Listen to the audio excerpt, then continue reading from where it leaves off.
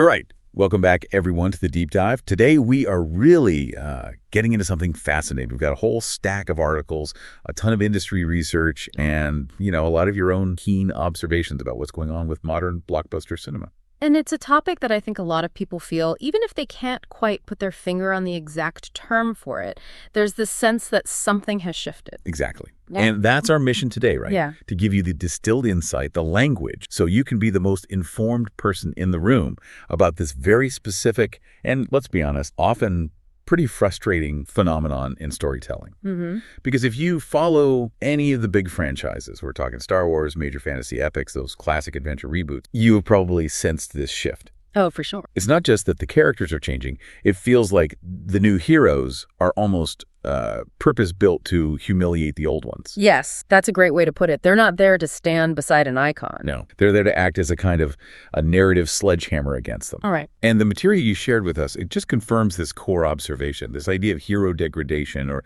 storytelling getting more pessimistic. That's not brand new. No, that's been around for a while. But the way it's being done now, Mm-hmm. the sources describe it as, and I'm quoting here, overt, systematic, and sometimes just ham-fisted. It's very on the nose. It really is. It feels less like a gentle evolution of a character and more like a narrative coup d'etat. A hostile takeover. Yeah. So our mission for this deep dive is all about precision analysis. Mm-hmm. We're going to define and we're going to dissect what the sources are calling the critique character. This is that new person whose main job in the story is to criticize, to compare unfavorably against, and, ultimately to replace that iconic established hero you grew up with. And we're going to get into the playbook, the actual methods they use, and the perceived philosophical motivations behind this whole scorched earth approach across so many franchises. And this is where it gets really fascinating, because what you're seeing in these sources, it's not just a few cases of accidental character development. No, not at all. It's not just one writer or one director having a bad day. The materials all point to this being a remarkably consistent and systematic process. A system. A system. It really is a coordinated narrative effort. It's like they're all working from a shared methodology, a kind of playbook that appears over and over again. Across completely different genres, too. Wildly different genres. You see it in high fantasy, you see it in space opera, you see it in those action-adventure legacy sequels. So this suggests something deliberate. Exactly. It suggests a deliberate, maybe even an ideological strategy that's underpinning this massive shift in who we, the audience, are supposed to celebrate and look up to in our story. It's a very purposeful attempt to rewrite the heroic ideal itself. Okay, so that brings us to the big question then, the crucial question. Why? The sources are pretty clear that we can't just talk about story structure here.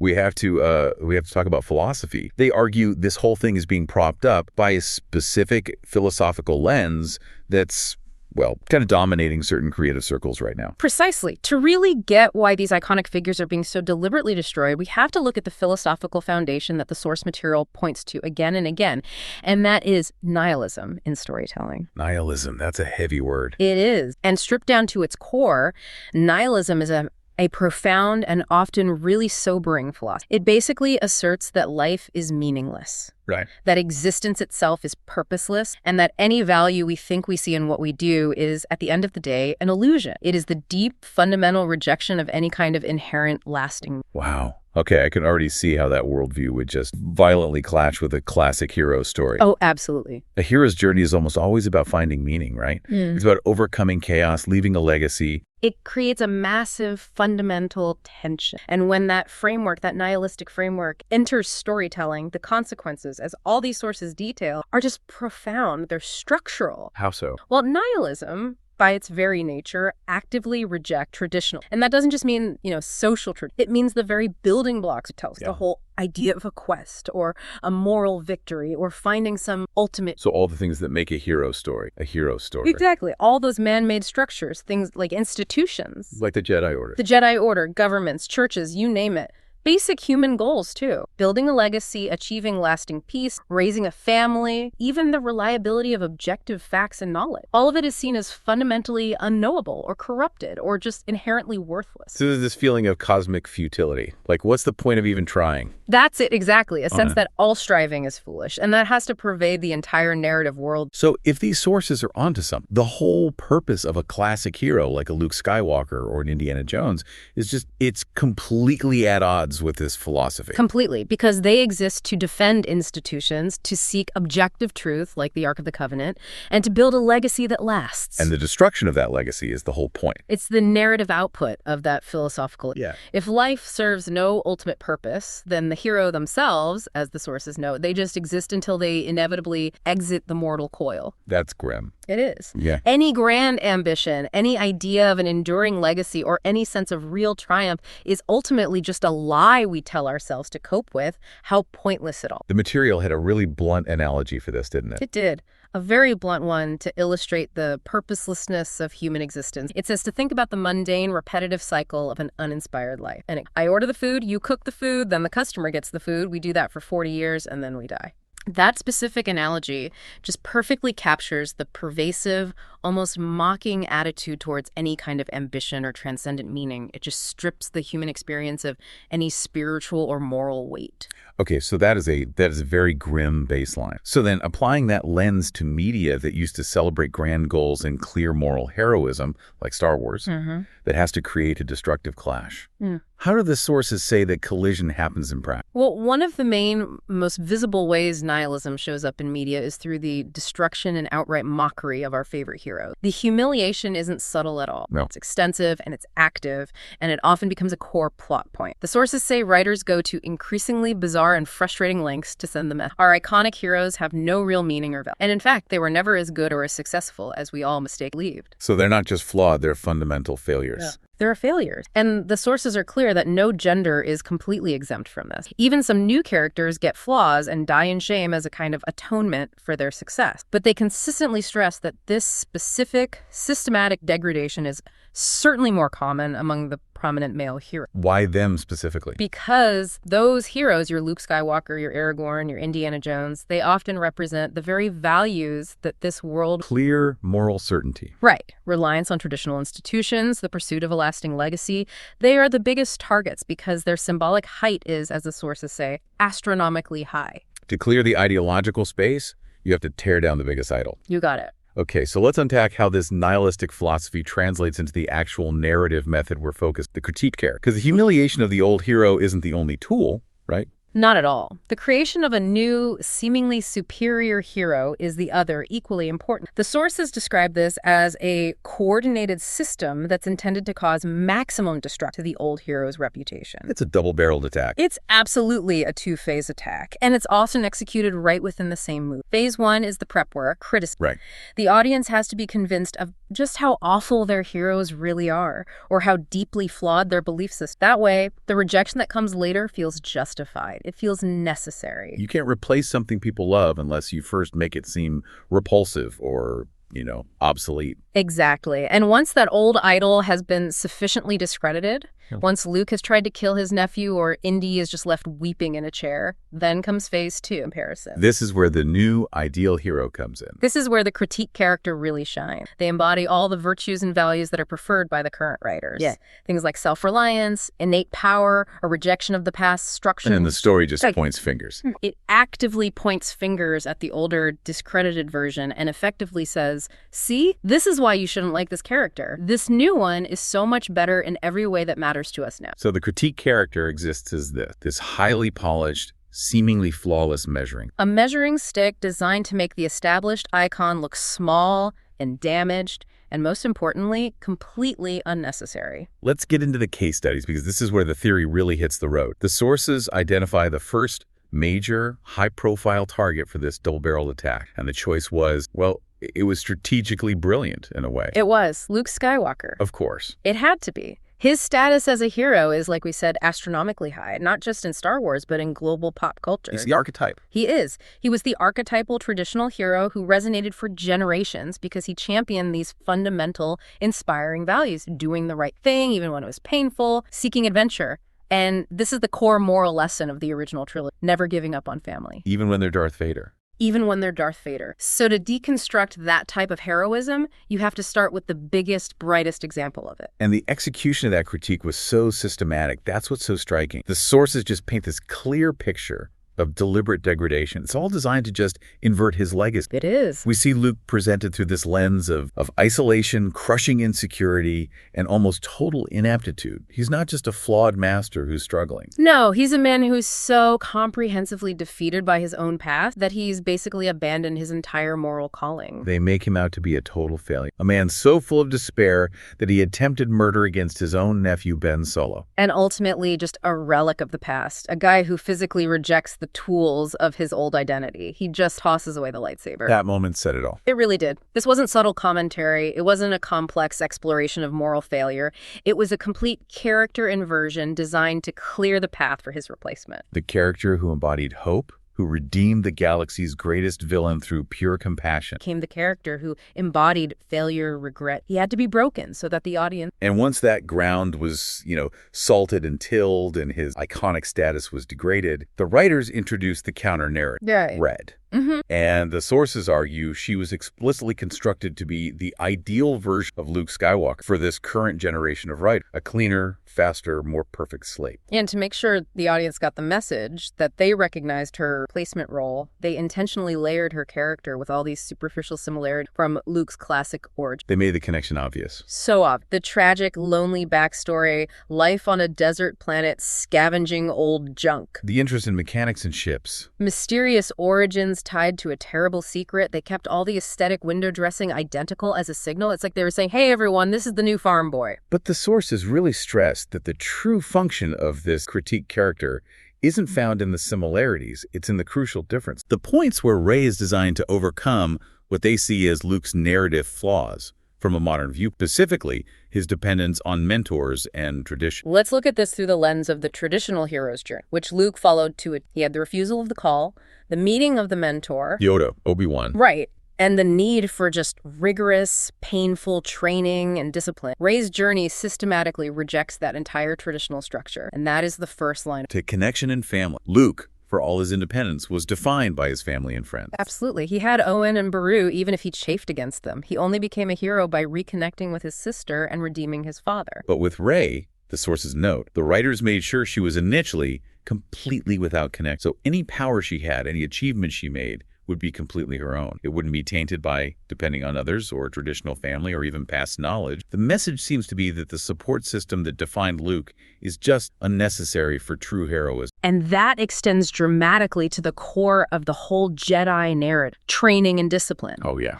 The writers absolutely refuse to give Rey any sophisticated training. She doesn't even get educated on the basic tenets of the Jedi Order. Unlike Luke, who needed this deep, dedicated mentorship from Yoda, and failed constantly along the way. The whole narrative ensures the audience understands she didn't need the training because her power was entirely innate. It was instantaneous, and we see this in specific examples. The mind trick. The mind trick on her first try, her skill in intense fights, like immediately holding her own against Kylo Ren or battling Snoke's guards with no preparation. It's all presented as just inherent skill. And that is a direct, you just can't avoid it, contrast to Luke. He spent years struggling to lift rock. He barely managed to hold his own against Vader by his second movie. He took until his third film, Return of the Jedi, to really reach that level of mastery. But Rey, the sources point out, seems to have that mastery from minute one. And that contrast is the entire point of the character. She is superior by virtue of not needing that traditional time. So this brings us to what the sources call the direct comparison check. It's almost like a scorecard the writers were using. It really reads that way. The sources lay out the exact ways Rey is constructed to be superior to Luke, making that message of obsolescence just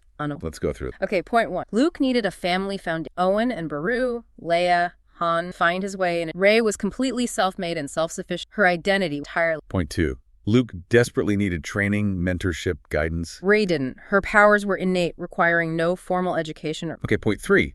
Luke needed practice to even handle a lightsaber correctly. He was clumsy, he relied on luck. And Rey learned how to use one all on her own.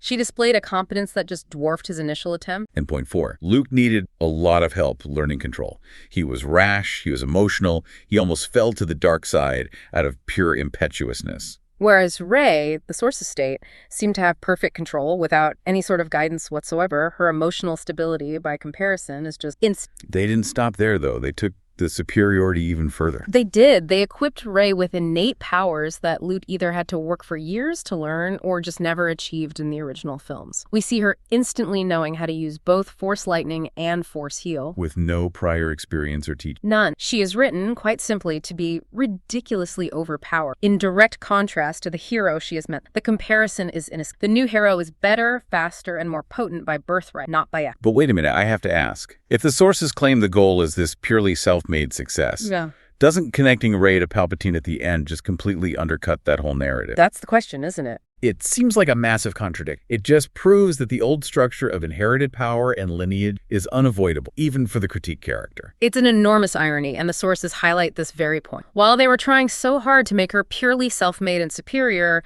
the writers eventually had to tether her back to the past, and they chose the most dramatic, highest-stakes lineage possible. Palpatine, the ultimate evil. Even more evil than Vader. Exactly. They essentially copied Luke's origin story as the child of the galaxy's ultimate darkness. But the narrative goal here is critical, and this is what saves in their eye. If Rey, as Palpatine's flesh and blood, manages to overcome her dark origins by sheer awesomeness alone, without a compassionate father, without a wise mentor, then the writers successfully created a character that is, to them, undeniably the superior Skywalker.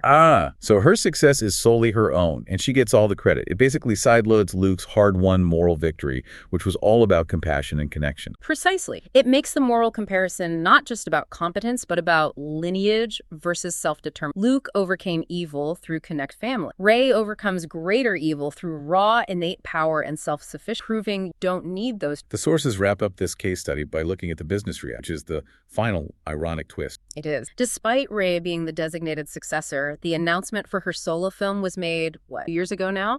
And there have been no substantial updates. Which suggests that Lucasfilm might be recognizing that this specific critique character has failed to generate the audience enthusiasm. The observation is that the character, written primarily for the purpose of critiquing Luke, has completely failed to inspire the support needed to carry a new era. Now they're unlikely to announce it. Because that would be admitting defeat on the whole narrative project. Exactly. But the lack of forward momentum certainly doesn't bode well for a character whose future was supposed cured by her narrative superiority. It just highlights this profound disconnect between what the writers intended and what the audience would accept. Yeah, the intentional humiliation of an established icon. It's a risky bet. Okay, let's unpack this shift beyond the world of space opera, because what's so striking is that this systematic two-phase attack first humiliate the icon, then introduce the superior corrected replacement. It's not unique to science fiction. Not at all. We see the exact same architectural approach being applied to the very foundation of high fantasy and world building itself, specifically The Lord of the Rings. This transition is so important because in the LOTR setting, the critique isn't just aimed at one hero, it's aimed at established, deeply revered characterizations that embody traditional, almost classical virtues. And we see two figures get this treatment in the Rings of Power series, Galadriel. Let's start with Galadriel. Her character in the series is analyzed by the sources as a direct, almost aggressive critique of her counterpart in Tolkien's work and, of course, the Peter Jackson films. The classic Galadriel embodies ancient wisdom, grace, immense but restrained spiritual power. She's a figure of quiet, moral strength. And the sources detail how the modern writers seem to have these bizarre ideas of strength that just fundamentally rejected that classical feminine. They seem to conclude that strength in a modern epic could only come from force or violence. Which meant that her classic element, her deep femininity, her grace, her compassion and sympathy, were viewed as foreign concepts. As a weakness that needed to be purged. The old idea that power can exist without being constantly exercised through overt physical violence, or that wisdom is more powerful than a sword, that was seen as a waste of potential by the modern creative. That sounds like that nihilistic rejection of traditional virtues we were talking about. If the past celebrated quiet wisdom, the new narrative has to celebrate loud confrontation. That's it, exactly. And consequently, The Rings of Power Galadriel was written to embody the complete opposite of her older canonical self. This is where that critique checklist comes in again, but in reverse. The critique character is the original character, just rewritten to reject her own past virtues. So what are the resulting characteristics? The sources list them out. She's violent, impulsive, arrogant, aloof, vengeful, and highly sociopathic in her singular focus, often self-serving and stubborn to a fault. And crucially, she lacks the very wisdom, the far-seeing abilities,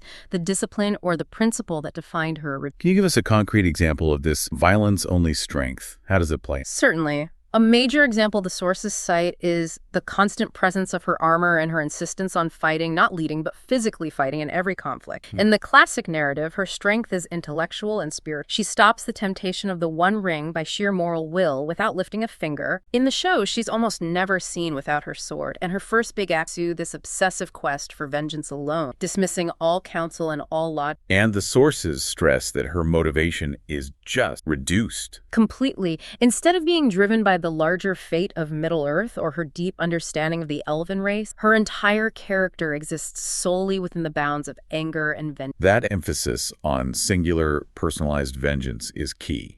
Because it minimizes her canonical relationships, which gave her character depth. Her husband, Celeborn, A figure of tremendous importance in the lore. and he's mentioned only in passing near the end of the first season. The complexity and wisdom she gained from thousands of years of life are replaced by a singular, violent obsession. This allows the writers to critique the older Galadriel by suggesting her grace and quiet power were just a facade, and that true strength is embodied by this modern, masculine-coded aggression. And the verdict. The sources conclude Galadriel embodies the exact opposite of her established character, and this radical reversal, intended as a critique of the previous character's softness, led to widespread audience. The show was seen by some as a bastardization. Okay, now let's turn to Isildur, who suffered a different, but just as destructive form of character critique. It was a demotion of his legacy. That's a perfect way to put it. In the Jackson films, Isildur's role was limited to those crucial flashbacks in Fellowship, but those scenes were incredibly effective. They really were. They showed him as both a king and a man. He experienced triumph cutting the ring from Sauron and then failure, succumbing to the ring's temptation and dying because he was flawed, but he was undeniably a consequential, powerful king. The critique character version. The Rings of Power critique character removes every single vestige of that regal gravitas. The show's version is portrayed as little more than an impulsive, constantly chafing at his father's orders, and explicitly criticized by his friends for his inherited privilege. He just squanders opportunities, lacks maturity, gravitas, charisma. He seems totally adrift. Completely different from the powerful, though flawed king we saw in the film Flashback. And this is where the critique gets in. The sources describe him not just as a critique, but as a consequence character. Can you elaborate on that? How does his future mistake inform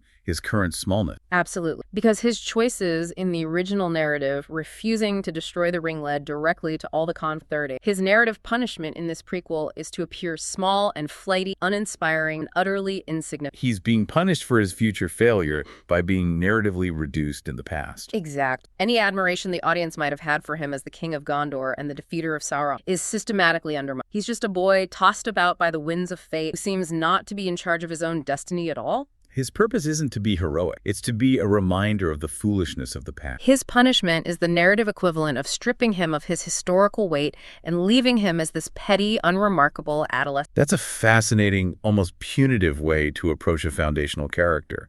It suggests the writers are actively trying to retroactively justify his failure by making him unlikable and incompetent from the start. It does. And just like with the Star Wars example, the sources note that true fans of the movies and books soundly rejected all of these changes. It just reinforces the observation that intentionally degrading established characters rarely succeeds in getting the audience on board with the new direction. All right, let's move from fantasy into the world of action-adventure. The most recent high-profile example detailed in the source, the latest Indiana Jones installment. Here the technique is a little different.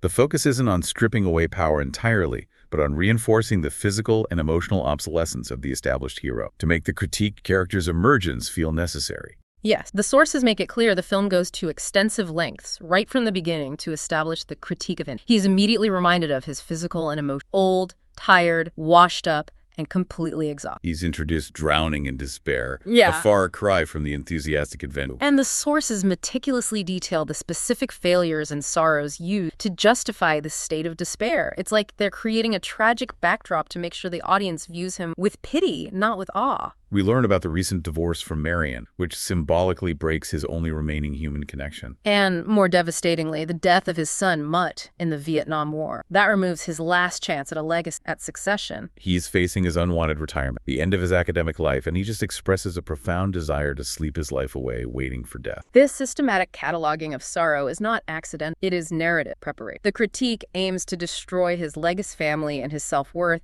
leaving him totally bankrupt emotionally. He is a relic of the past, someone the audience is actively discouraged from viewing as heroic. His narrative positioning is crystal clear, except for that mandatory opening action scene. Which is really just there to set up the MacGuffin. Right. After that, Indy is framed as just along for the ride in his own movie. He doesn't want to be involved. He wants to be left alone. He's the dead weight being pulled along by the narrative momentum of the critique character. And enter Helena Shaw, his goddaughter. She fulfills the role of the critique character by demonstrating comparison via competence. She is the younger, fresher face meant to carry the mantle, and the narrative immediately focuses on her explicit superiority, key areas where Indy was once. And the sources highlight that the frustration for the audience comes from the sheer number of ways she's compared favorably to Indy. She's shown to be way more adept at disguises and thievery. She has this smooth criminal competence he lacks. And crucially, she's presented as better at the intellectual work, too. Better at translation and calculation when they're deciphering ancient clues. Which was Indy's bread and butter. Exactly. This isn't just about physical superiority. It's about making the old master seem slow, outdated, and academically incapable of... And she takes on the primary role of rescue. She's better at saving Indy in multiple ways throughout the adventure, completely reversing the classic dynamic. In every situation evading villains, escaping tight spots, Helena is the one who steps in to extract the veteran. It's done to reinforce that the mentor is now the burden and the student is the true mentor. But the most profound and arguably the most egregious element of the comparison, the final critique, happens at the film's climax. Yeah. And it's all centered on Indy's ultimate agency, or lack of it, particularly concerning his right to die. This is the moment the critique character completes her purpose. This is the ultimate act of narrative replacement.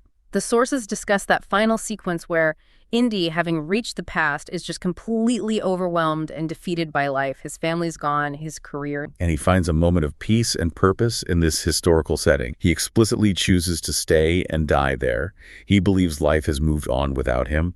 It's an active, informed, emotional decision to end his suffering. It is, and that choice stands in stark contrast to the traditional heroic ending, where a hero often sacrifices themselves with dignity, maintaining agency to the last breath. Think of Obi-Wan. He chose his moment against Vader. Or even Han Solo, facing his son with full knowledge of the risk. Their deaths were their... But Helena intervened. She rejects his choice. She asserts her virtue by knocking him out and literally dragging him back to the present day. The sources emphasize that this denial of agency is the ultimate act of narrative replacement. By denying him the choice to die, she's presented as the more virtuous. So the critique is profound. He's not allowed to make his own final decision until it pleases. She dictates when and how the old one gets to. Indy's fate, even his death, is subject pure moral judgment and physical. She doesn't respect his choice. She invalidates it because she, the character, knows. The old icon is stripped of dignity and autonomy in his final moment. And the message isn't just that he's a relic, but that the values he represents, legacy, independent choice, the hard-won dignity of an elder, must be literally dragged back into the light by the newer, fresher,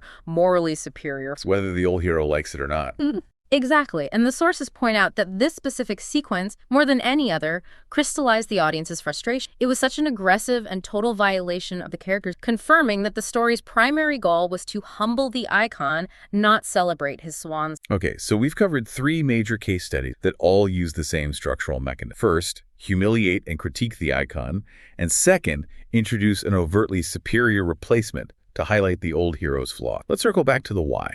What is the fundamental underlying motivation behind creating these critique characters, according to the sources? The sources suggest a unified, if cynical, underlying motivation. They aren't primarily written because the writers necessarily believe in them and can see a future for this character, though that's the surface justification. Right. Instead, they're written as a means of attacking the past and the characters that we love. It's narrative demolition. It is. It's clearing the ideological field rather than constructive world building. The goal is to delegitimize the previous era's heroism, its values, its narrative structures, which, as we discussed, often clash with that pervasive nihilism that rejects tradition and effort and legacy. So the critique is less about storytelling and more about ideological positioning. And there's a secondary goal that surfaces repeatedly in the sources: re-education. Absolutely. The sources describe this process as an attempt to re-educate the audience on what the almighty powers of Hollywood now deem to be virtuous and groundbreaking. The mission is described as progressing stories beyond the heroes and the perceived outdated values of the past into what's defined as a more inclusive and diverse form of story. And that goal of progression is precisely why the specific values of the old heroes like connection, tradition,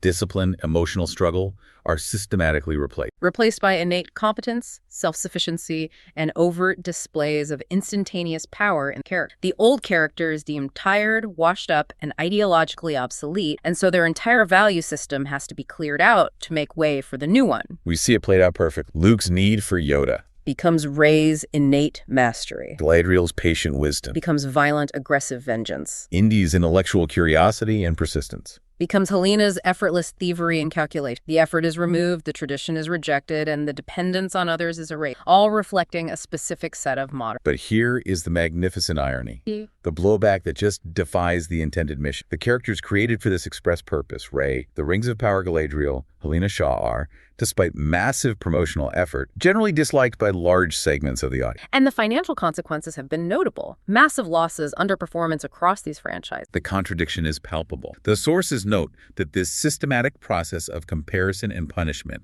generates this paradoxical effect. It creates more fans for the heroes that they are comparing, punishing, and criticizing. The act of attacking Luke Skywalker, Galadriel, or Indiana Jones validates the very icon they were trying to destroy. The audience rebels against the demolition process and doubles down on their affection for the original. It's almost as if the audience is saying, we see what you're doing, and we reject the premise that our heroes have to be broken for your new ones to succeed. That's the core tension. And the sources conclude that despite the significant monetary losses and the audience rejection, it's doubtful that character critiques will... Why?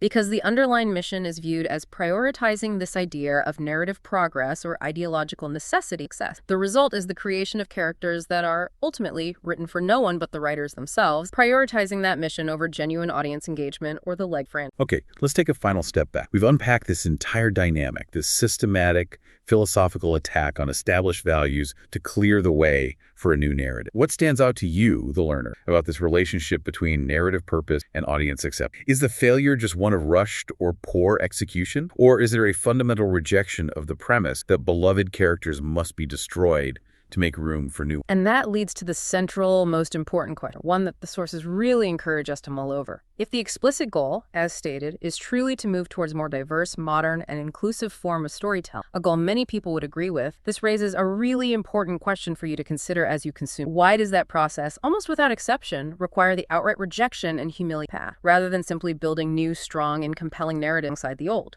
Is creative progress intrinsically linked to ideological destruction? That's something to ponder deeply as you encounter the next round of play.